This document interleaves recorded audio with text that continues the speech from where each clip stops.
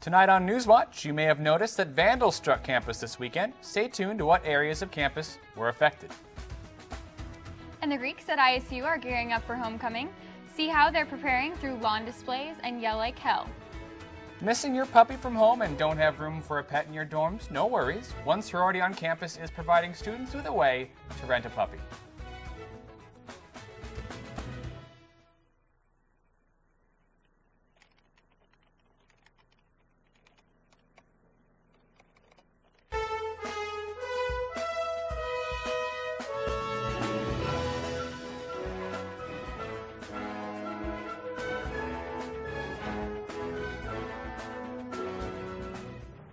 Good evening and thanks for joining us. I'm Emily Bloomquist. And I'm Jared Ransom. Now, if you walk past Durham Center, Carver Hall, or Music Hall, you may have seen the broken signs propped up around the campus.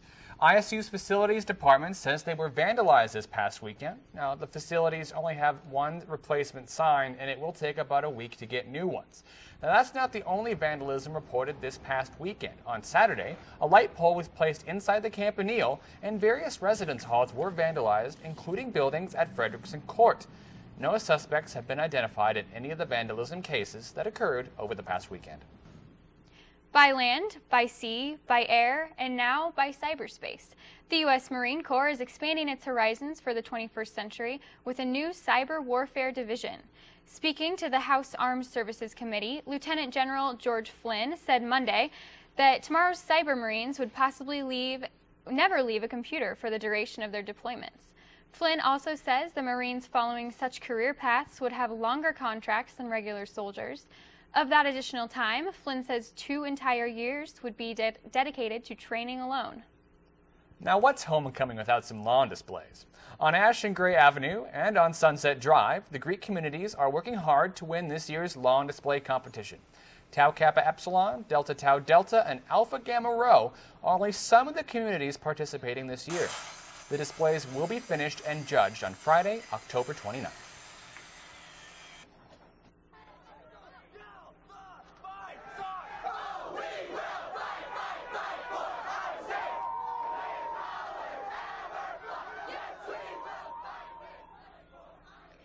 And along with lawn displays come this loud homecoming activity. It's called Yell Like Hell.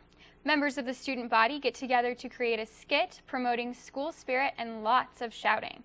Each skit usually includes the school's fight song.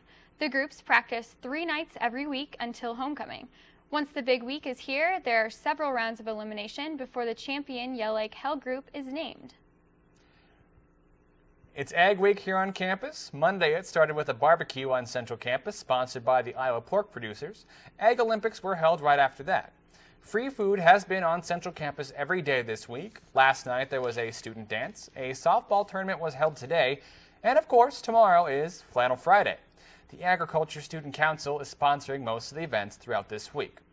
And at a panel discussion last night, 4 Iowa State researchers announced that a wetter, warmer climate is in Iowa's future. The increase in temperature and humidity will lead to stronger storms and heavier rainfall. This may explain why serious flooding has been occurring more frequently in recent years. Climate change isn't the only factor behind heavier flooding. Increased urbanization in the floodplains is also partly to blame. Dance Marathon at Iowa State is making strides, especially against its Big 12 rivals. The program has raised $1.3 million since it started in 1998. Last year, it raised more than $180,000 from more than 500 ISU students. The Cyclones are in the lead by more than $100,000 to Colorado. This year's marathon is January 22nd. And as a student, are you wondering how to become greener? Well, you could find out tonight at the Memorial Union at 8 p.m. That's when the author of Earth, Making Life on a Tough New Planet, Bill McKibben, will be speaking about being green. McKibben wrote his first book about the planet in 1989. McKibben also writes for the New York Times and Rolling Stone magazine. McKibben is also involved with 350.org, an organization that's picking October 24th, 2010 for the International Day of Climate Action.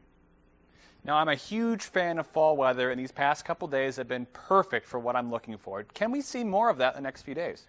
Yeah, it's actually going to stay relatively nice for the next couple days after those 2 weeks of just absolutely summer-like temperatures. Tomorrow will be a little cooler, but for the most part, it'll be very much fall weather over the next week or so. If we take a look at the day planner, we can see what our night's going to be like. You can see about midnight tonight, around 48 degrees. 9 a.m., 44, so you might want to bring a sweater when you're out getting ready for class. And around 3 p.m., about the time you're usually heading home, it'll be a really nice 62 degrees with very calm winds. So definitely a nice day ahead tomorrow. Stay tuned after the break for your weekend forecast. This is Newswatch 18.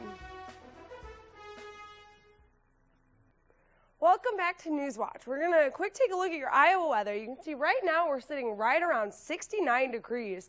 So again, it was a beautiful day today.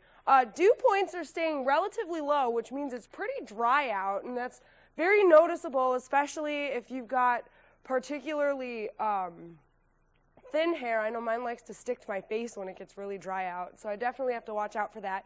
You can see 68 up in Fort Dodge, 72 down in Ankeny, so we've got really nice, really fall-like weather across the board for the area today, and this trend is going to continue throughout the state. You can see 69 over in Sioux City, 70 in Des Moines, 65 up in Mason City. So again, pretty much right around 70 degrees for most of the state. Lows today, you can see we're starting to hit those chilly freezing points. 36 up in Mason City, 33 over in Sioux City. So definitely starting to get a little bit chillier. And again, that'll continue into the eastern part of the state. You can see 35 in Cedar Rapids and 34 over in Davenport. If we look at highs today, pretty much right around 70. 70 in Cedar Rapids, 76 in Des Moines. It's a little bit warmer out to our west, 72 in Sioux City. So again, it's still really nice out. I can't say that enough. 64 degrees in Minneapolis, 67 in Bismarck. So even really across the Midwest, mid-60s, mid-70s for pretty much the entire nation. And you can see there's not much going on radar. We've got a few showers over on the East Coast, but those are mostly going to stay there. I know there were a couple severe thunderstorms on within that cluster of storms. And if we continue, you can see there's a cold front that moved through today, bringing us some cooler air, and that's going to continue through to tomorrow. And then a high pressure system is going to move in, so that'll come sit pretty much right over central Iowa. And you can see there's another cold front building up, and that's set to move in the next couple days. You can see it comes into the state by about Friday or Saturday, excuse me. Lows for tonight, though, you can see 37 degrees in Ames, 40 in Sioux Falls. So again, really nice, very cool compared to the last couple weeks where we've seen about only 50 degrees for the low. And if we look at the highs for tomorrow, you can see about 57 degrees for Ames, 55 up in Rochester, 64 over in Omaha. So again, really nice. If we look at lows for tonight, you can see 38 degrees for Ames. So it'll definitely be a little chillier. And we're gonna see some pretty calm winds. And if we continue that into tomorrow, you can see 66 degrees tomorrow. Definitely mostly sunny, very fall-like. It'll be a lot cooler than we've been used to, so you want to make sure you have a sweater with you. And that trend is going to continue into this weekend. You can see Saturday 72 degrees, Sunday 67, and Monday it'll even only get up to about 59 degrees with a chance of rain. And we'll end our weekend and begin our work week with Tuesday sitting right around 56 degrees. Feeling homesick? You know what would make you feel any better? A puppy. Students from Sigma Lambda Gamma are working with the Boone Area Humane Society and the Harding Eldora Animal Rescue Team to put on Rent a Puppy, an event to help you feel better. For $10, students can rent one of 10 puppies for half an hour. If the puppy's unrestrained love proves to be too much for you, yes, you can adopt one as well. Rent a Puppy will be held in the lawn south of the Campanile Friday from 10 to 3 and Saturday from noon to 4. Puppies, the love is always there.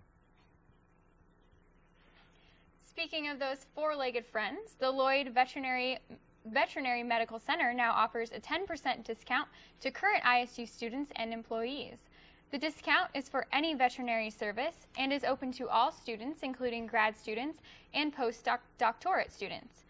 Only pets owned by students and employees are eligible for the discount, and to receive the discount, students and employees must present a valid photo ID. To schedule an appointment for your pet, call 515-294-4900. Appointments are available Monday through Friday from 8 a.m. to 5 p.m. Coming up after the break, Aaron Bauer joins us with Newswatch Sports. Welcome back to Newswatch 18. The Iowa State women's soccer team has an important conference weekend coming up. Iowa State will start off hosting number 7 Texas A&M Friday and Texas on Sunday.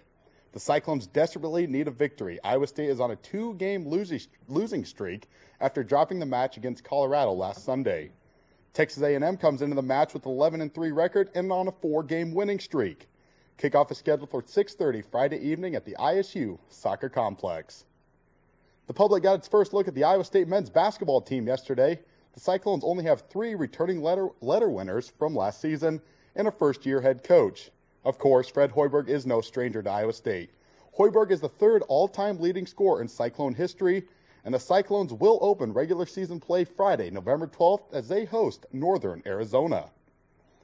The Cyclone football team will be traveling down to Norman this weekend to battle number 6, Oklahoma. This will be Iowa State's first road game in 3 weeks. Oklahoma is currently undefeated and coming off a bye week. In Oklahoma's last game, they beat Texas 28-20. Iowa State will need to have a balanced offensive attack to defeat the Sooners. In 6 games, Cyclone quarterback Austin Arnott has thrown just under 1,000 yards and 8 touchdowns. Arnott's favorite tight end, Colin Franklin, caught 25 passes and scored 2 touchdowns. The Cyclones and Sooners match up Saturday night at 6 p.m., and the game will be televised live on Fox Sports Net. Finally, the relentless one, Brett Favre, may miss the game Sunday against the Cowboys. Oh no, Brett Favre. No more stories about Brett Favre, please. All right, that's it for Newswatch 18. Thanks for joining us. We'll see you next time. Thanks.